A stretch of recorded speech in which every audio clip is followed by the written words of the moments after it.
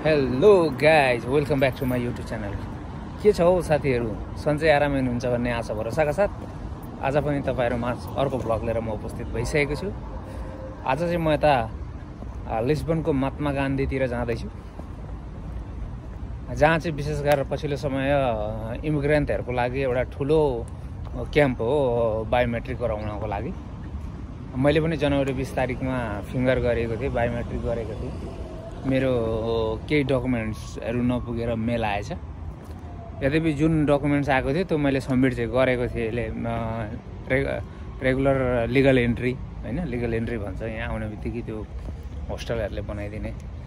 मैले सबमिट चाहिँ गरेको थिएँ, तर पनि फाल्दा आएछ। अब जे भए पनि जानै पऱ्यो, बुझाउनै पऱ्यो होइन। म चाहिँ यता छु, बस वेटिङमा छु।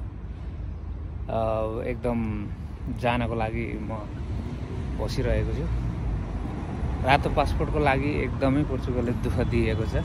यद्यपि काम रुम त छँदैछन्, त्योदेखि बाइकका पनि डकुमेन्टेसनका कुराहरूमा एकदमै तनावै छ यहाँ होइन। सोसल, फाइनान्स, अन्य कुरा, विभिन्न कुराहरूले गर्दाखेरि अझै होस् एउटा लक्ष्य लिएर आइसकेपछि यस्ता कुराहरूलाई चाहिँ नर्मल लिएर चाहिँ अगाडि बढ्नुपर्ने हुन्छ।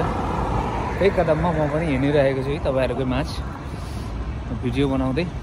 आज चाहिँ म महात्मा गान्धीतिर जानेछु। हेरौँ त्यहाँको माहौल कस्तो छ, तपाईँहरूमा कन्टिन्यू भिडियोमा गराउने छ।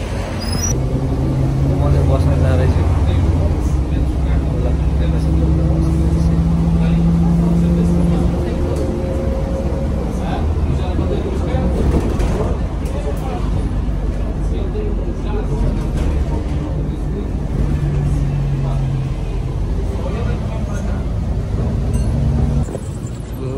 फाइनली म चाहिँ महात्मा गान्धी आइसकेको छु। यो पछाडिको ठाउँ हो, यो चाहिँ इन्डियन सरकारले बनाइदिएको एउटा भवन रहेछ। म रोड क्रस गरेर जाँदैछु। तपाईँहरूलाई यहाँको भ्युज देखाइदिन्छु। एकदमै लामो लाइन रहेछ। म अहिले दिउँसोको 3 बजी आउँदा पनि एकदमै भिड छ यहाँ, एकदमै लामो लाइन छ। फाल्ता बुझाउनेको लाइन ल हेर्नु कति मान्छे छन्। यो परसम्म छ। आमामा कति हो, कति मान्छे त। डकुमेन्ट्स नपुगेर कि फिङ्गर गर्ने बेलामा सम्पूर्ण डकुमेन्ट्सहरू गर्न नभ्याएर छोटो समय अवधिमा फिङ्गर गर्ने टाइम दिएको हुनाले फेरि मान्छेले प्रिपेरेसन गर्ने नपाएर पानी परिआयो, लाइन बसिएको छ। नेपालकै सिस्टम। ल भित्र हेर्नुहोस् न त, यो भित्र वेटिङ रुममा यति छन्। ल वेटिङ रुममा यति छन्, अझै भित्र पनि छन्। बोलायो, अब यहाँबाट बोलायो, म जाँदैछु भित्र। ल हेर्नुहोस् कति छन् काउन्टरहरू। सेवा दिने काउन्टर पनि धेरै छन् नि। म भित्र जाँदैछु। ल हेर्नु यहाँ कति छन् मान्छे, कति वेटिङ गरेर बसेका छन्। आमामामा यो 4 बजी हो। बिहान 8 बजीदेखि बेलुका 8 बजीसम्म काम हुन्छ। कति मान्छेले गर्छन् होला। आमामा ल हेर्नु, यो अझै भित्र छन्। काउन्टरहरू कति छन्, कति छन्। यो कर्मचारी कति छन् नि। यो सबै काउन्टरहरू हुन्। यतापट्टि यो सबै काम गरिरहेको यिनीहरू सब यत्रो हुँदा पनि अझै सकेको छैन। गर्न त गरेकै हो सरकारले, र पनि सकेको छैन। ल मलाई चाहिँ यता बस्नु भन। अब यता आएर बस्ने हो। कतिखेर पालो आउँछ होइन, पालो त कुर्नै पर्यो। ल हेर्नु कति छन्। नेपाली इन्डियन हामी हिँड्दाओर्दा त धेरै देख्थ्यौँ बाटामा, तर यहाँ आउने हो भने त कहाँ नेपाली एसियनहरू त कमै पो रहनु पऱ्यो। अन्य देशका मान्छे पो धेरै देख्छु त म त। यहाँ नेपाली इन्डियन त कम मात्रामा देख्छु। कालेहरू धेरै देख्छु। म चाहिँ फाल्ता बुझाएर निस्किसकेको छु। एकदमै धेरै लाइन थियो। अहिले निस्किँदा पानी परिरहेको रहेछ, जाडो पनि एकदम बढ्यो। मैले चाहिँ पहिले नै बुझाइसकेको डकुमेन्ट्स हो, जुन मैले पहिले अपलोड गरेको। फेरि आज पनि त्यही डकुमेन्ट्स अपलोड गरेर आएको छु। मैले किन त्यसरी फालो भन्दा खोइ थाहा छैन भन्छ सोद्धाखेरि, फेरि अपलोड गरेर हेरौँ भनेर फेरि उसले अपलोड गरिदिरहेछ होइन। पहिला मैले फोटो खिचेर हालेको थिएँ, अहिले उसले स्क्यानिङ गरेर हालिदिरहेछ। फोटो खिचेर नि त्यस्तो नराम्रो त थिएन, एकदमै राम्रो। मैले स्क्यानिङ गरेँ जत्तिकै फोटो खिचेर हालिदिएको थिएँ। तर पनि अहिले उसले के एड गर भने तेरो रोमानियाको भिसा त रोमानिया इन्ट्री भएको स्ट्याम्प सिस्टम पनि मैले स्क्यान गरेर हालिदिएको छु भनेर चाहिँ सबै कुरो हालिदिएको छ अहिले। एकदमै मजाको रहेछ क्या। जहाँ चाहिँ म गएको थिएँ त्यो हाइमाको कर्मचारी, त्यो चाहिँ एकदम मजाले बोलेर सबै कुरो धेरै बेर लाएर गफ गरेर गरिदिएको छ। हेरौँ, आशा छ फेरि फाल्टा नआओस् होइन, कार्ड प्रिन्टिङमा जाओस्। यत्रो 2 महिना वेट गरेको ठिकै छ, 2 महिना वेट गरेर पनि फाल्टा आयो होइन। थाहा त भयो नि त यस के पुगेको रहेन भन्ने कुरो। जहाँ हामी फिङ्गर गर्न आउँछौँ महात्मा गान्धी भन्ने ठाउँमा लिस्बनको, यो महात्मा गान्धी राधाकृष्ण मन्दिर रहेछ यहाँ होइन। यस्तो राम्रो गार्डनहरू छ यहाँ चाहिँ, चट्ट यस्तो छ। केही बन्दैछ पनि होला, यो अलिकति जालीसाली लगाएको छ, यो यहाँ केही मेन्टेनेन्स भइरहेको होला। यो राधाकृष्ण मन्दिर हो। यो मन्दिर माथि मन्दिर छ, यसको मुनि चाहिँ आइमा सेन्टर छ यहाँ चाहिँ। ल यस्तो छ होइन। अझै पनि अहिले 5 साढे 5 भइसक्यो, अझै पनि बाहिर यत्रो लाइन छ, भित्र त्यत्र मान्छे छ, अत्याधिक मान्छे। र काम पनि छिटो पनि हुन्छ र धेरैभन्दा धेरैले सेवा पनि लिन सक्दो रहेछन् कि यहाँ। एकै दिनमा धेरै छ सेवा काउन्टरहरू।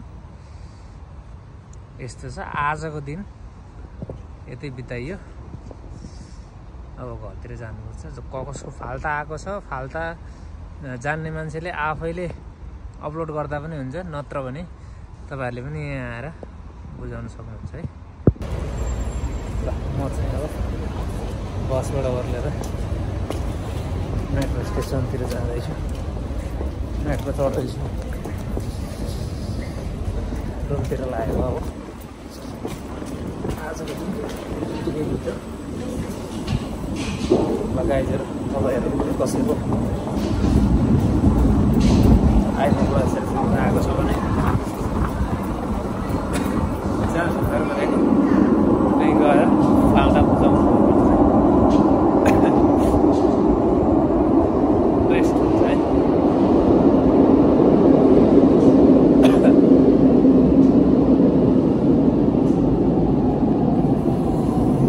मेट्रो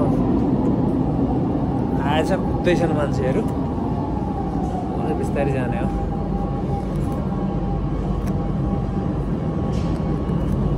गाड कहाँ गयो फेरि?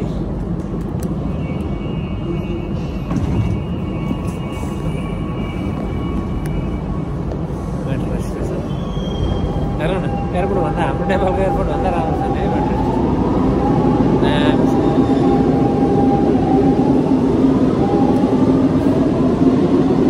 भर्खरै गयो अब मेट्रो, कति बेर वेट गर्नुपर्ने थाहा छैन, गर्नै पर्ने हुन्छ।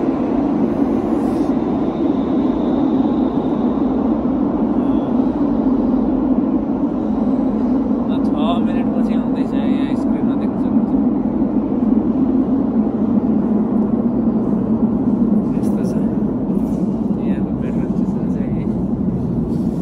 अब मैले 6 मिनट वेट गरेपछि मात्रै मेट्रो चढ्न पाइने भयो गाइजहरू। ल मेट्रो पनि आइसकेको छ, आवाज सुन्दैछ स्वा गरेर। यहाँ नयाँ मेट्रो आउँदैछ।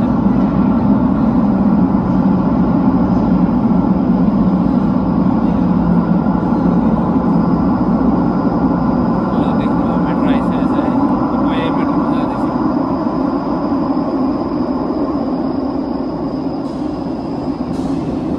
आइसकेको छ, स्लो भइसकेको छ।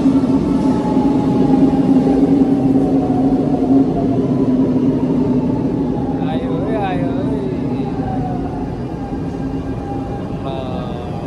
ट्याक्कर रोक्यो।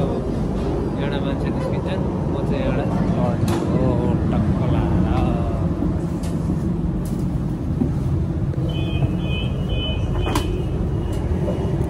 म चाहिँ चढ्छु क्या अब।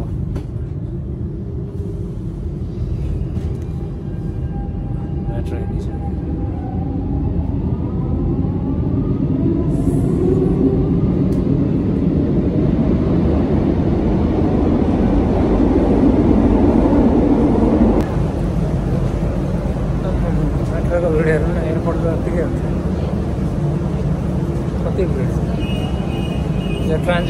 हो यहाँबाट अर्कोतिर जान्छ म चाहिँ एकतिर भइसक्यो यहाँ घर जानको लागि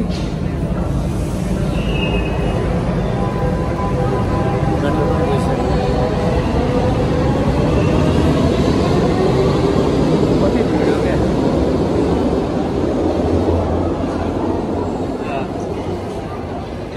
मेट्रो पुग्नेहरूको भिड कति धेरै भिड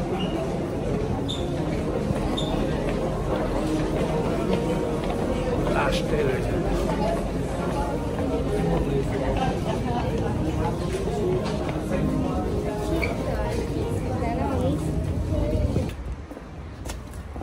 रुम आइपुग्दाखेरि रातै परिसक्यो म रुम आइसकेको छु